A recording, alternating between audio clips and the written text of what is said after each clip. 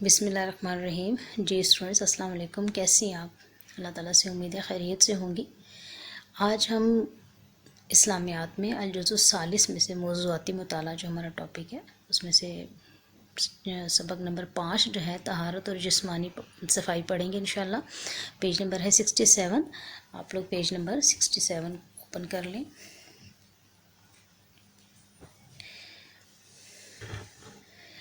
जी अच्छा, ये जो चैप्टर है तहारत और जिस्मानी सफाई, इसमें हम लोगों ने तहारत के बारे में भी पढ़ना है, फिर उसके हवाले से है जो दो चीज़ें इसमें शामिल होती हैं, वज़ू और गुस्ल के बारे में। लेकिन ये हम क्वेश्चन वाइज करेंगे ताकि आपके लिए भी आसानी होगी। तो सबसे पहले जो सवाल है इस हवाले से वो है कुरान और हदीस की रोशनी में तहारत के बारे में नोट लिखें।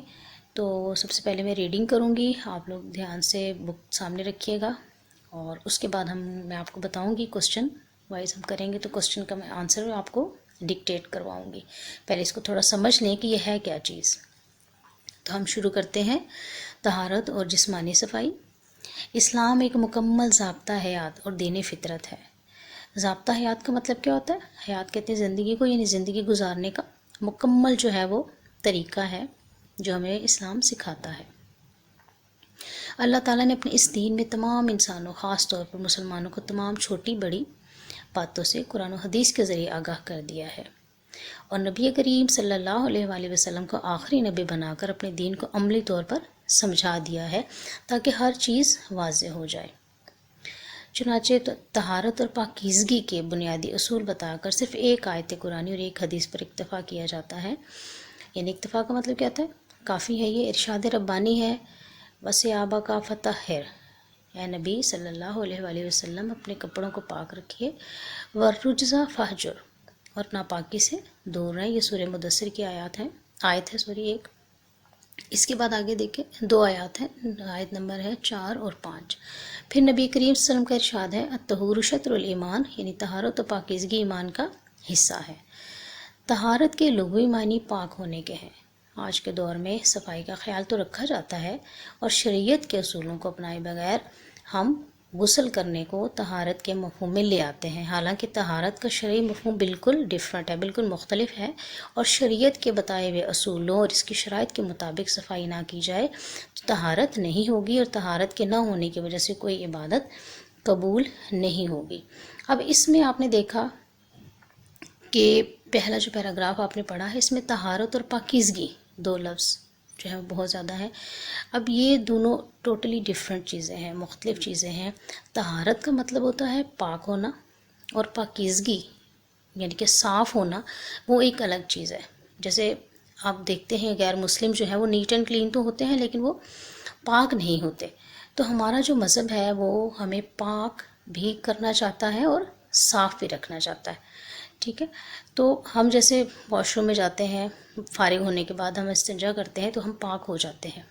ठीक है, लेकिन ये चीज़ें दूसरे मज़ाहब में ये नहीं है, यानी कि हम उनको पाक साफ मतलब उनको हम नीट एंड क्लीन यानी साफ़ सुथरा तो कहेंगे लेकिन पाक नहीं कहेंगे। तो हमारे मज़हब में जो है वो पाक होना ज़्यादा ज़रूरी है।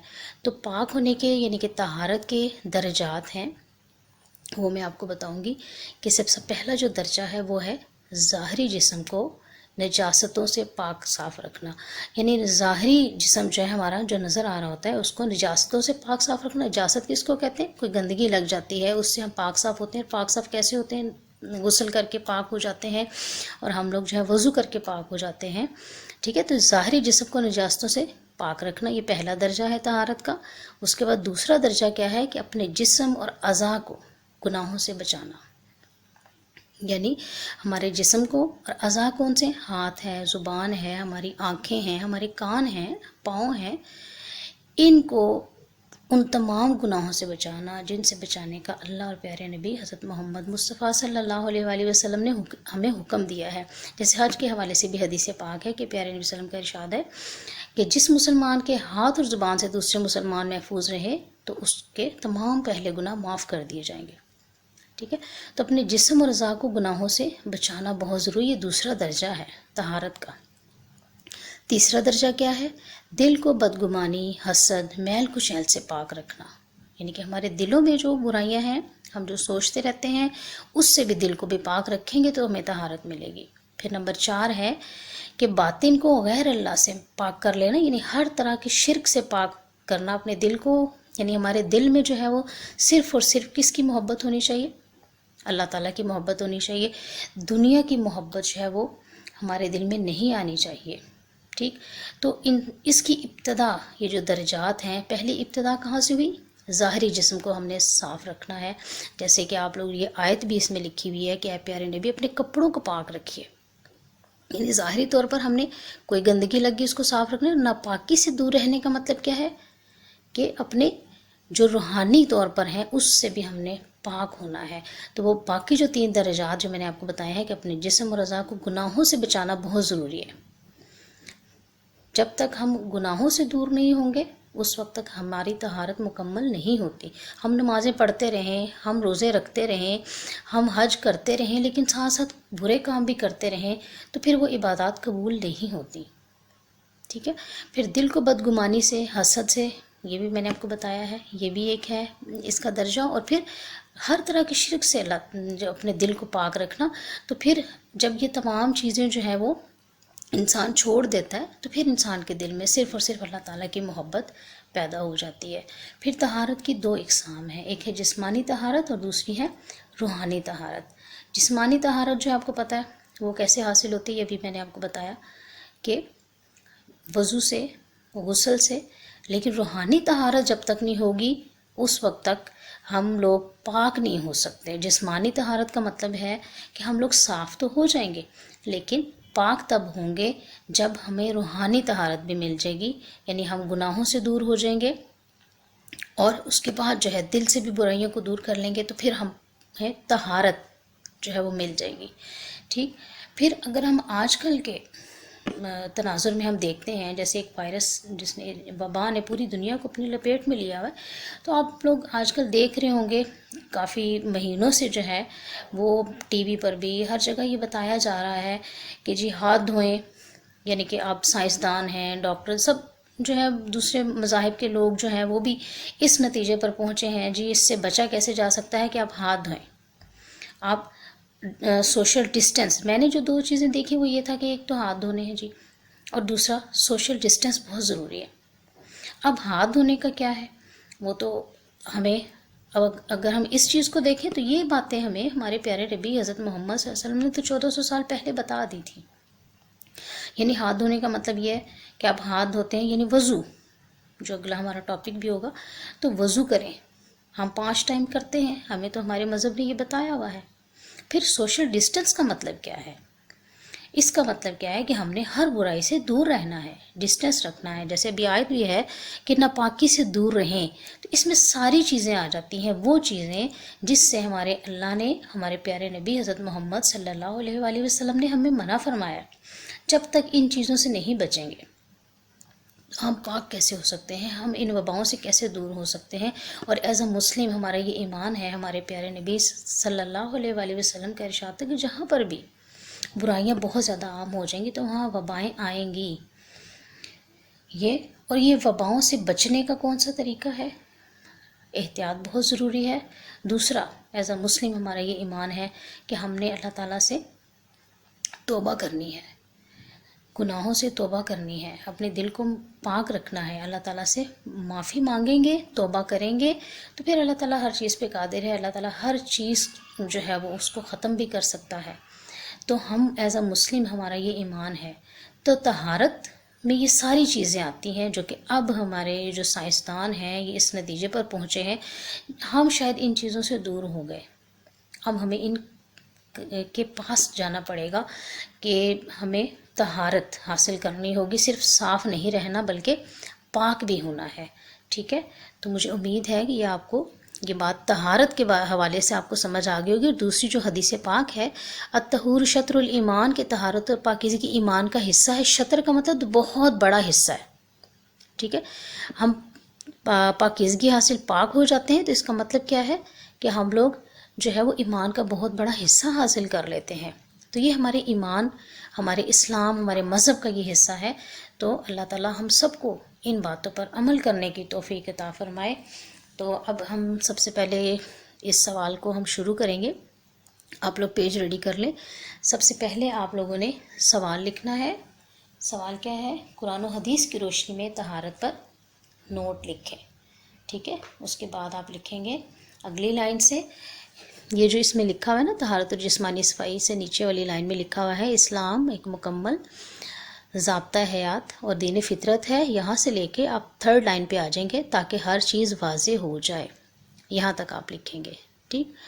پھر اس کے بعد آئے گا طہارت کا مفہوم. یہ ہیڈنگ ہوگی ہماری طہارت کا مفہوم. اس کے بارے میں آپ کو ڈکٹیٹ کروا دیتی ہوں. طہارت عربی زبان کا لفظ ہے جس کے لغوی معنی پاک ہونے کے ہیں. دینی اصطلاح میں جسم، لباس اور عبادت کی جگہ کو شریعت کے بتائے ہوئے اصولوں اور اس کی شرائط کے مطابق پاک صاف رکھنا طہارت کہلاتا ہے. طہارت دو قسم کی ہوتی ہے، ایک جسمانی طہارت اور دوسری روحانی طہارت. اسلام میں دونوں قسم کی طہارت کی تاکید کی گئی ہے. ٹھیک ہے. یہاں تک آ جائے گا طہارت کا مفہوم. اس کے بعد اب ہیڈنگ لکھیں گے طہارت کے درجات. یہ میں پوائنٹ وائز جو میں نے آپ کو پہلے بتایا تھا طہارت کے درجات، یہ آپ کی ہیڈنگ ہوگی. اب اس میں پہلا پوائنٹ ہے ظاہری جسم کو نجاستوں سے پاک صاف رکھنا. ظاہری جسم کو نجاستوں سے پاک صاف رکھنا. نمبر 2 پوائنٹ ہے اپنے جسم اور اعضاء کو گناہوں سے بچانا. نمبر 3 ہے دل کو بدگمانی، حسد اور میل کچیل سے پاک رکھنا. اور نمبر 4 ہے باطن کو غیر اللہ سے پاک کر لینا، یعنی ہر طرح کے شرک سے اپنے دل کو پاک کرنا. ٹھیک ہے. پھر یہ ہیڈنگ ہوگی ہماری تیسری. نمبر 4 ہیڈنگ ہوگی قرآن کی روشنی میں طہارت کی اہمیت. اب اس کے بارے میں آپ لکھیں اسلام چاہتا ہے کہ انسان ہر لحاظ سے مکمل طور پر پاک صاف رہے. قرآن میں طہارت و پاکیزگی کی بڑی تاکید کی گئی ہے. رسول اکرم صلی اللہ علیہ وآلہ وسلم پر نزول وحی کا آغاز ہوا تو درس توحید کے بعد سب سے پہلی جو چیز ہدایت کی گئی وہ طہارت کی ہوئی. قرآن پاک میں اللہ تعالیٰ کا ارشاد ہے، یہ جو آیت ابھی آپ نے اپنی بک چیپٹر میں بھی لکھی ہوئی ہے، بے شک آیت کا ترجمہ لکھ لیجئے گا، اور اپنے کپڑوں کو پاک رکھو اور ناپاکی سے دور رہو. ٹھیک ہے. یہ پہلی آیت ہوگی. پھر ایک اور جگہ اللہ تعالیٰ کا ارشاد ہے، ترجمہ اس آیت کا بھی لکھ لیں، بے شک اللہ ان کو محبوب رکھتا ہے جو بہت توبہ کرتے ہیں اور ان کو بھی محبوب رکھتا ہے جو خوب پاک صاف رہتے ہیں. آپ نے دونوں جگہ دیکھا پاک اور صاف دو الگ الگ لفظ آ رہے ہیں. ٹھیک ہے. یہ اس کی 2 قرآن کی روشنی میں ہوگی. اس کے بعد اگلی ہماری ہیڈنگ ہے حدیث کی روشنی میں طہارت کی اہمیت. رسول اس کے بارے میں آپ لکھیں رسول اکرم صلی اللہ علیہ وآلہ وسلم نے طہارت و پاکیزگی کا جو اسوہ حسنہ ہمارے سامنے پیش کیا وہ بے مثال ہے. آپ صلی اللہ علیہ وآلہ وسلم نے امت مسلمہ کو طہارت و پاکیزگی کی پرزور تاکید فرمائی ہے. حضور صلی اللہ علیہ وسلم کا ارشاد ہے. اب یہ نمبر 1 لکھیے گا، یہ جو بھی آپ نے بک میں یہ چیپٹر میں بھی پڑھی ہے، الطہور شطر الایمان، یعنی طہارت و پاکیزگی ایمان کا حصہ ہے. اس کے بعد نمبر 2 ہے آپ صلی اللہ علیہ وسلم کا ارشاد ہے نظافت یعنی صفائی ایمان کا حصہ ہے. یہ عربی میں بھی ہے النظافت من الایمان ہے ویسے تو نظافت صفائی بریکٹ میں لکھ لیں ایمان کا حصہ ہے. نمبر 3 ہے حضور صلی اللہ علیہ وسلم کا ارشاد ہے خدا بغیر پاکیزگی کے نماز قبول نہیں کرتا. خدا بغیر پاکیزگی کے نماز قبول نہیں کرتا. ٹھیک ہے. تو یہ اس کا آنسر ہو جائے گا. یہ طہارت اور جسمانی صفائی کا اس کا جواب ہمارا مکمل ہو گیا ہے. جی اسٹوڈنٹس اب آتے ہیں سوال نمبر 2 کی طرف. سوال نمبر 2 ہے آپ کا وضو کا طریقہ بیان کریں. تو سب سے پہلے میں اس کی ریڈنگ کر لیتی ہوں، اس کے بعد آپ کو تھوڑا سا اس کے بارے میں ایکسپلین کروں گی. تو جہاں سے ہم نے ختم کیا تھا اسے اگلی لائن سے دیکھیں گے. طہارت میں 2 چیزیں شامل ہیں. نمبر 1 ہے وضو اور نمبر 2 ہے غسل. نماز سے پہلے وضو کرنا لازمی ہے بشرطے کہ جسم اور لباس پاک ہو، اور اگر جسم اور لباس پاک نہیں تو وضو سے پہلے غسل کرنا اور لباس کو پاک کرنا بھی لازمی ہے. وضو ہیڈنگ ہے ہماری. وضو کے 4 فرائض ہیں. نمبر 1 چہرے کو دھونا، नंबर 2 है कोहनियों समेत हाथों को धोना। नंबर 3 है सर का मसा करना। और नंबर 4 है टखनों समेत पाँव धोना। इनके अलावा बाकी चीज़ें सुन्नत और मुस्तहब हैं। सॉरी। इसके बाद है वज़ू का तरीका। अगले सफ़े पे आ जाए। वज़ू का मसनून तरीका हस्ब ज़ैल है। नंबर 1 अच्छी तरह हाथों को धोना। नंबर 2 3 बार कुल्ली करना। नंबर 3 है 3 बार नाक में अच्छी तरह पानी डालना। नंबर 4 है चेहरे को पेशानी के बालों से थोड़ी के नीचे तक और एक कान की लौ से दूसरे कान की लौ तक अच्छी तरह धोना। नंबर 5 है कोहनियों समेत बाजुओं को धोना। नंबर 6 है सर का मसा करना। नंबर 7 है टखनों समेत दोनों पाँव को धोना। नंबर 8 है वज़ू करते हुए ये ख्याल करना कि पहले जिस्म का दायां हिस्सा और फिर बायां हिस्सा धोया जाए। और नंबर 9 है जिस्म के अज़ा को 3 बार धोना। ठीक है, तो ये हमारा है वज़ू का तरीका। वज़ू क्या है, इस सबसे पहले तो इसके मायने क्या है। हम पढ़ रहे हैं वज़ू के बारे में, तो हमें इसके मायने पता होने चाहिए भाई क्यों इस पर बार बार हमें कहा जा रहा है कि वज़ू करना ज़रूरी है। जब हम नमाज पढ़ते हैं तो उससे सबसे पहले हमने वज़ू करना है। वज़ू का मानी है सफाई और नूर, यानी ये सफाई और नूर जो है दुनिया में क्या होगा, हमारे अज़ा की सफाई हो जाएगी। और क़यामत के दिन क्या होगा, क़यामत के दिन हमारे ये जो अज़ा हैं ये जगमगाएंगे। ठीक है, और यानी कि हमारे क़यामत के दिन जो है हमारे प्यारे नबी सल्लल्लाहु अलैहि वसल्लम का इरशाद है कि मैं अपनी उम्मत को किस चीज़ से पहचानूंगा कि उनके अज़ा जो है वो जगमगा रहे होंगे। सहाबा किराम ने पूछा, या रसूल आप कैसे पहचानेंगे अपने उम्मतियों को। तो प्यारे नबी सल्लल्लाहु अलैहि वसल्लम ने फरमाया कि वज़ू की वजह से, कि उनके चेहरे और हाथ चमक रहे होंगे। ठीक है, फिर आप देखें कुरान में जो है वो अल्लाह ताला का इरशाद है कि ए ईमान वालो, जब तुम नमाज के लिए उठो तो तुम्हें चाहिए कि तुम अपना मुंह हाथ कोहनियों तक धो लो, यानी अपना मुंह धो लो, हाथ कोहनियों तक धो लो, सिरों पर हाथ फेर लो और पाँव टखनों तक धो लिया करो। ये सूरतुल माइदा की आयत नंबर 6 है। यानी कुरान में भी अल्लाह ताला ने ये बयान किया है, वज़ू का जिक्र जो है वो कुरान में भी आया है। फिर इसके बाद अगर हम अहादीस पे गौर करते हैं तो अहादीस में बहुत ज़्यादा फजीलत बयान की गई है वज़ू के हवाले से। हमारे प्यारे नबी सल्लल्लाहु अलैहि वसल्लम का इरशाद है कि मोमिन का ज़ेवर क़यामत के दिन वहाँ तक पहुँचेगा जहाँ तक वज़ू का पानी पहुँचता है। आपको पता है ना, जन्नत में कंगन पहनाए जाएंगे, ज़ेवरात पहनाए जाएंगे, तो मोमिन का ज़ेवर क़यामत के दिन वहाँ तक पहुँचेगा जहाँ तक वज़ू का पानी पहुँचता है। फिर उसके बाद एक और हदीस में हमारे प्यारे नबी सल्लल्लाहु अलैहि वसल्लम का इरशाद है, मेरी उम्मत क़यामत के दिन इस हाल में आएगी कि इनके हाथ पाँव चेहरे वज़ू में धुलने की वजह से रोशन और चमकदार होंगे। लिहाजा जो शख्स अपनी रोशनी बढ़ाना चाहे तो उसे चाहिए कि वो उसे बढ़ाए, यानी बार बार वज़ू करें। कोशिश करें, आप गर्मियाँ भी हैं, आप बाहर नमाज के साथ जो है वज़ू कर लें तो ज़्यादा बेहतर होता है। फिर प्यारे नबी सल्लल्लाहु अलैहि वसल्लम का इरशाद है कि जब मोमिन बंदा वज़ू करता है और इस दौरान वो कुल्ली करता है तो उसके मुंह के तमाम गुनाह धुल जाते हैं। जब वो नाक साफ़ करता है तो उसके नाक के सारे जो गुनाह हैं वो साफ़ हो जाते हैं। फिर जब वो चेहरा धोता है, यहाँ तक कि पलकों की जड़ों से उसके तमाम जो है वो गुनाह निकल जाते हैं। जब वो हाथ धोता है तो यहाँ तक कि हाथ के जो नाखून है उसके नीचे से भी सारे गुनाह धुल जाते हैं। फिर जब सर का मसा करता है तो सर के गुनाह धुल जाते हैं, यहाँ तक कि कानों से निकल जाते हैं। जब पाँव धोता है तो पाँव के गुनाह जो है वो यहाँ तक के पाँव के नाखूनों के नीचे से भी निकल जाते हैं। तो ये देखिए इसके लिए यानी कि कितनी ज़्यादा फजीलत है वज़ू की। वज़ू जो है वो सबसे पहले नमाज के लिए वज़ू शर्त है। ठीक है, इस हवाले से फिर प्यारे नबी सल्लल्लाहु अलैहि वसल्लम का इरशाद है कि क़यामत के दिन जो है मैं पहचान लूँगा, जैसे मैंने आपको पहले भी बताया, अपनी उम्मत को सिर्फ इस वजह से कि उनके रोशन चेहरे होंगे। और वज़ू से जो छोटे छोटे गुनाह जो होते हैं, छोटे से छोटा गुनाह भी है वो धुल जाता है। और ज़ाहिर है फिर जब गुनाह नहीं होंगे तो आखिरत में अल्लाह ताला जो है वो बख्श देगा। फिर आपको बताएं एक चीज़ जो अब साइंस के हवाले से भी है, जो रिसर्च कर रहे हैं उनके मुताबिक, अब मैंने आपको बताया कि प्यारे नबी सल्लल्लाहु अलैहि वसल्लम, हमने देखना है कि हमारे प्यारे नबी सल्लल्लाहु अलैहि वसल्लम क्या फरमाते हैं, जिन्होंने 1400 साल पहले हमें बता दिया है।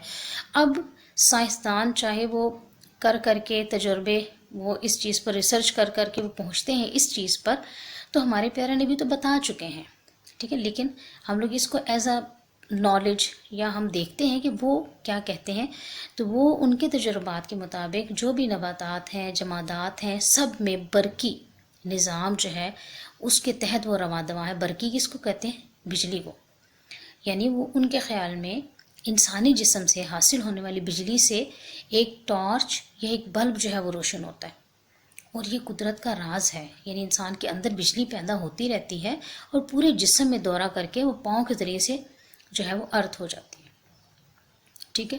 پھر جب انسان وضو کرتا ہے تو روشنی کا جو بہاؤ ہے وہ عام راستے سے ہٹ کر یعنی اپنا راستہ تبدیل کر لیتے ہیں، اور ہمارے اعضاء جو ہے نا، جیسے ہم ہاتھ دھو رہے ہوتے ہیں، ہم منہ جو ہے وہ دھو رہے ہیں، یہ پاؤں دھو رہے ہیں، تو یہ برقی روئیں نکلنے لگ جاتی ہیں ہمارے اندر سے، جو ہے نا وہ روشنی نکلتی ہے، اور اس عمل سے جسم کو اور اعضاء کو جو ہے وہ بہت طاقت ملتی ہے۔ جیسے کہ اب ہم ہاتھ دھوتے ہیں، سب سے پہلے ہم نے ہاتھ دھونے ہیں اور 3 بار دھونے ہیں، یعنی دن میں ہم 15 دفعہ دھوئیں گے، تو ہاتھ دھونے سے کیا ہوتا ہے؟ ہاتھوں پر موجود جراثیم اور گندگی دور ہو جاتی ہے۔ انسان جو ہے وہ بہت سی جو ہماری بیماریاں ہوتی ہیں، پیٹ کی بیماریاں یا کوئی بھی، وہ ہم ہاتھوں سے کھاتے پیتے ہیں، کام کرتے ہیں۔ اور دوسرا، ہم ہتھیلیوں کو جب ایسے مطلب کہ ہم دھوتے ہیں ہاتھ 3 بار، تو بلڈ سرکولیشن جو ہے وہ ہوتی ہے بہت اچھی، بلڈ سرکولیشن اچھی ہوتی ہے، تو پھر کیا ہوتا ہے؟ ظاہر ہے انسان جو ہے وہ پہلے سے زیادہ چاقو چوبند ہو جاتا ہے نا۔ پھر اس کے بعد کلی کرنے سے 15 بار جب ہم کلی کرتے ہیں تو ظاہر ہے ہمارے منہ کے اندر ہم کھاتے پیتے بھی ہیں، وہ بھی جراثیم جو ہے وہ نکل جاتے ہیں۔ پھر ہم جب ناک میں پانی ڈالتے ہیں، یہ ناک جو ہے وہ ہمیں سانس لینے کا ذریعہ ہے، جس ہوا میں ہم سانس لیتے ہیں نا کلاس، تو اس میں بہت سے وائرس ہیں، تقریباً کہتے ہیں 96 اس سے بھی زیادہ ہیں، یعنی انسان جو ہے وہ جراثیم کے اندر رہ رہا ہے، اور اس سے جو ہے وہ بچنے کے لیے گرد و غبار ہمارے سانس کے ذریعے سے جسم میں پہنچ جاتا ہے، تو ہم جب ناک میں پانی ڈالتے ہیں 3 بار، اس کو صاف کرتے ہیں، تو خود سوچیں آپ، وہ بیماریاں جو ہیں وہ ان سے انسان بچ جاتا ہے۔ پھر چہرہ جب دھوتے ہیں اور آنکھوں کی جو بھویں ہیں اس کو تر کر لیتے ہیں، اس سے بھی بہت سی بیماریاں، آنکھوں کی بیماریوں سے محفوظ رہ جاتا ہے ہوتا ہے انسان۔ پھر کوہنیوں تک ہاتھ دھونے سے نہ صرف جسمانی بیماریوں میں اس سے بچا جا سکتا ہے، بلکہ نفسیاتی بیماریاں، مثلاً ذہن میں ناپاک خیالات جو آ جاتے ہیں یا نا امیدی ہو جاتی ہے، مطلب کہ ایسے خیالات جو ہوتے ہیں نا نیگیٹو، انسان جو سوچتا ہے تو وہ ختم ہو جاتے ہیں، اس میں کمی آ جاتی ہے۔ یہ اللہ تعالیٰ کا نظام ہے۔ دیکھیں ایک بات یاد رکھیں کلاس، کہ جو کام ہمارے پیارے نبی صلی اللہ علیہ وسلم نے کیا ہے، کر کے ہمیں دکھایا ہے، اللہ تعالیٰ کے جو احکامات ہیں اس میں، اس کام میں حکمت ہے اور ہمارا فائدہ ہے، یہ یاد رکھیں۔ اب جیسے یا میں نے آپ کو بتایا کوہنیوں تک ہم ہاتھ دھوتے ہیں، تو اس سے کیا ہوتا ہے؟ اس طرح انسان کا تعلق سینے میں موجود روشنیوں سے جڑ جاتا ہے، ٹھیک ہے، اور وہ جو ہے اس نا امیدی سے نکل آتا ہے۔ ویسے بھی آپ کو پتہ ہے نا، جب بھی ہم کام کوئی بھی، سب سے پہلے ہم کام جو بھی کریں اللہ کی رضا کے لیے کریں گے۔ جب اللہ کی رضا کے لیے کریں گے اور یہ سوچ کر کریں گے کہ ہمارے پیارے نبی صلی اللہ علیہ وآلہ وسلم نے ایسا کیا تھا، تو وہ کام خود بخود دیکھیں ہمیں کتنا سکون ملتا ہے۔ پھر ہم سر کا مسح کرتے ہیں، بالوں پر جو گرد و غبار ہوتا ہے وہ بھی ختم ہو جاتا ہے، اور دماغ کی صلاحیت بہت زیادہ بڑھ جاتی ہے، کیونکہ ہمارے تمام باڈی میں جو میسیجز جاتے ہیں وہ دماغ سے ہی جاتے ہیں، تو اس کے ذریعے سے بھی ہم مسح کرتے ہیں، تو اس سے بھی ہمیں بہت زیادہ سکون ملتا ہے۔ یعنی کہ یہ چیزیں جو ہے، پاؤں کو دھونا، دیکھیں جیسے میل کچیل صاف ہو گیا، پاؤں کو دھویا ہم نے، اس جیسے ہم ہتھیلیوں کو، ہاتھوں کو دھوتے ہیں نا، تو بلڈ سرکولیشن بہت اچھی ہوتی ہے، تو اسی طرح پاؤں کے جو تلوے ہیں، اس کا جو تعلق ہے وہ جسم کے پورے اعضاء کے ساتھ ہوتا ہے، تو اس سے جو ہے وہ انسان کو بہت زیادہ جو ہے وہ سکون بھی ملتا ہے۔ وضو کے مطلب اتنے زیادہ فوائد ہیں جس سے ہمیں فائدہ اٹھانا چاہیے۔ پھر سب سے بڑی بات میں آپ کو بتاؤں کہ رات کو بھی سونے سے پہلے بھی وضو کریں، اور اس وقت ہمارے پیارے نبی صلی اللہ علیہ وآلہ وسلم کا یہ ارشاد ہے کہ جو بھی مسلمان رات کو وضو کر کے سوتا ہے تو اللہ تعالیٰ ایک نورانی فرشتہ جو ہے وہ اس کے لیے وہاں پر جو ہے وہ کر دیتا ہے، اس کے لیے بھیج دیتا ہے حفاظت کے لیے، اور وہ اس کے لیے دعائیں بھی کرتا ہے۔ تو یہ ہماری کتنی زیادہ جو ہے وہ، خود سوچیں کہ ہمارے پیارے نبی صلی اللہ علیہ وآلہ وسلم نے یہ تمام باتیں ہمیں 1400 سال پہلے بتا دی ہیں، اس پر عمل کرنا. آج کل تو گرمی بھی ہے، جب بھی جائیں ہاتھ منہ دھوئیں، آپ وضو کر لیں. تو ایک تو جو آج کل آپ کو پتہ ہے، پہلے بھی میں نے بات کی، کرونا وائرس جو آیا ہوا ہے اس سے بھی بچ جائیں گے الحمدللہ. اللہ تعالیٰ سب کو اپنی حفظ و امان میں رکھے. دوسرا جو ہمارے مذہب نے جو ہمیں چیزیں بتائی ہوئی ہیں پاکیزگی کی، پاک اور صاف رہنے کے لیے، تو اس پر اگر ہم عمل کریں گے تو ہم لوگ کامیاب ہو جائیں گے. سب سے بڑی چیز کہ ہم پیارے نبی صلی اللہ علیہ وآلہ وسلم کے مطابق، ان کے احکامات کے مطابق ہم زندگی گزاریں گے تو پھر اللہ تعالیٰ بھی خوش ہوگا، پیارے نبی صلی اللہ علیہ وآلہ وسلم بھی خوش ہو جائیں گے. جی تو اب ہم اس سوال کو بھی شروع کرتے ہیں. آپ لوگ لکھیں گے سب سے پہلے وضو کا طریقہ بیان کریں، اور اس کے بعد آپ لکھیں گے وضو کا مفہوم کیا ہے. وہ میں آپ کو بتا دوں کہ ہیڈنگ ہوگی ہماری وضو کا مفہوم. سب سے پہلے یہ لکھیں گے آپ، وضو کے معنی ہے، اب میں لکھوا رہی ہوں آپ کو، وضو کے معنی ہے صفائی اور نور. دنیا میں اعضاء کی صفائی ہوگی اور قیامت کے دن ہمارے اعضاء جو ہیں وہ روشن ہو جائیں گے. ٹھیک ہے. اس کے بعد آپ لکھیں گے قرآن میں وضو کی اہمیت. اس میں اللہ تعالیٰ کا ارشاد ہے، اے لوگو جو ایمان لائے ہو، جب تم نماز کے لیے اٹھو تو چاہیے کہ تم اپنا منہ کوما، ہاتھ کوہنیوں تک دھو لو، پھر کوما ہے، سروں پر ہاتھ پھیر لو، کوما یعنی مسح کر لو اس کا مطلب ہے، اور پاؤں ٹخنوں تک دھو لیا کرو. اس کے ساتھ لکھ لیں یہ سورۃ المائدہ کی آیت ہے. ٹھیک ہے. پھر اس کے بعد ہے احادیث کی روشنی میں وضو کی فضیلت کیا ہے. تو یہ میں آپ کو احادیث کچھ جو ہے وہ لکھوا دیتی ہوں. نمبر 1 لکھ لیں. حضور صلی اللہ علیہ وآلہ وسلم کا ارشاد ہے، مومن کا زیور قیامت کے دن وہاں تک پہنچے گا جہاں تک وضو کا پانی پہنچتا ہے. ٹھیک ہے. مومن کا زیور قیامت کے دن وہاں تک پہنچے گا جہاں تک وضو کا پانی پہنچتا ہے. حدیث نمبر 2 ہے، حضور صلی اللہ علیہ وسلم کا ارشاد ہے، میری امت قیامت کے دن اس حال میں بلائی جائے گی کہ ان کے ہاتھ، پاؤں اور چہرے وضو میں دھلنے کی وجہ سے روشن اور چمکدار ہوں گے. لہٰذا جو شخص اپنی روشنی بڑھانا چاہے تو اسے چاہیے کہ وہ اسے بڑھا لے. ٹھیک ہے. اس کے بعد نمبر 3 ہے، حضور صلی اللہ علیہ وآلہ وسلم کا ارشاد ہے، میں قیامت کے روز اپنی امت کے لوگوں کو ان کے چہروں سے پہچانوں گا. تو صحابہ کرام نے پوچھا، یا رسول اللہ وہ کیسے؟ تو آپ صلی اللہ علیہ وسلم نے فرمایا کہ وضو کی وجہ سے ان کے چہرے اور ہاتھ جگمگا رہے ہوں گے. ٹھیک ہے. یہ ہو گیا احادیث کی روشنی میں. اب اس کے بعد آپ نے لکھنا ہے وضو کے، یعنی یہ جو لکھا ہوا ہے طہارت میں 2 چیزیں شامل ہیں، یہ تو حدیث کی روشنی میں ہو گئے. اس کے بعد ہم آئیں گے اس ٹاپک کی طرف. طہارت میں 2 چیزیں شامل ہیں، نمبر 1 وضو، نمبر 2 ہے غسل. اور اس کے بعد یہ بک میں سے آپ لکھیں گے، نماز سے پہلے وضو کرنا لازمی ہے بشرطے کہ لباس پاک اور صاف ہو، اور اگر جسم و لباس پاک نہیں تو وضو سے پہلے غسل کرنا اور لباس کو پاک کرنا لازمی ہے. پھر اس کے بعد وضو آ جائے گا. وضو کے 4 فرائض آپ لکھیں گے. ٹھیک ہے. یہ جو لکھے ہوئے ہیں، چہرے کو دھونا نمبر 1، نمبر 2 ہے کوہنیوں سمیت ہاتھوں کو دھونا، نمبر 3 ہے سر کا مسح کرنا، نمبر 4 ہے ٹخنوں سمیت پاؤں دھونا. ٹھیک ہے. اس کے بعد آ جائیں گے وضو کا مسنون جو طریقہ ہے وہ لکھیں گے.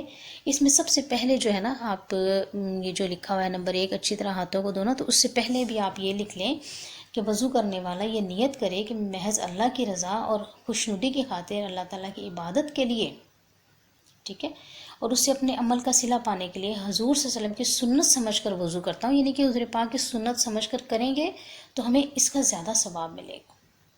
پھر دوسرا چیز یہ ہے کہ بسم اللہ الرحمن الرحیم پڑھ کر شروع کرنا ہے. آپ نے بسم اللہ الرحمن الرحیم پڑھ کر پھر آپ وضو شروع کریں گے. اور اس کے بعد یہ والے سارے پوائنٹ جو ہیں آپ لوگوں نے لکھ لینے ہیں.